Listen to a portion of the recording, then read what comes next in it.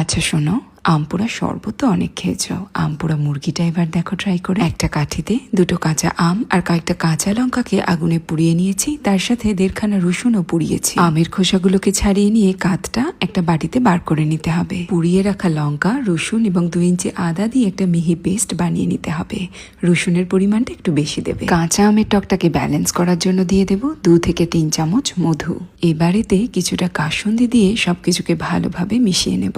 2 থেকে 3 table spoon আমের মিশ্রণ 1 কেজি চিকেনে দেব, সাথে পরিমাণ মতো নুন, হলুদ গুঁড়ো, লঙ্কার গুঁড়ো, ধনে আর জিরের গুঁড়ো দেব। 2 ঘন্টা রাখার পরে সর্ষে তেলে পেঁয়াজ কুচিগুলোকে ভেজে চিকেনটা দিয়ে 15 মিনিটের জন্য কষিয়ে নিতে হবে। ফুটন্ত জলে কয়েকটা গোটা গরম মশলা দিয়ে 5 মিনিট ফুটিয়ে নিলে জলের রংটা হালকা হলুদ হয়ে আসবে। এবার এই জলটা ছাঁকনিতে ছেঁকে চিকেনে দিয়ে দেব। তেলে যদি গরম মশলা ফোড়ন দাও, আম কাসুন্দির ফ্লেভারটাই নষ্ট হয়ে যাবে। চিকেনটা ভালোভাবে সেদ্ধ হয়ে এলে কাঁচা লঙ্কা কুচি এবং ধনে পাতা কুচি ছড়িয়ে দিলেই তৈরি হয়ে যাবে গরম গরম আম পোড়া মুরগি। গরম ভাতে মেখে খেতে অসাধারণ লাগে। বাড়িতে বানিয়ে জানাবে কেমন লাগলো আজকে রান্নাটা তোমাদের। টাটা।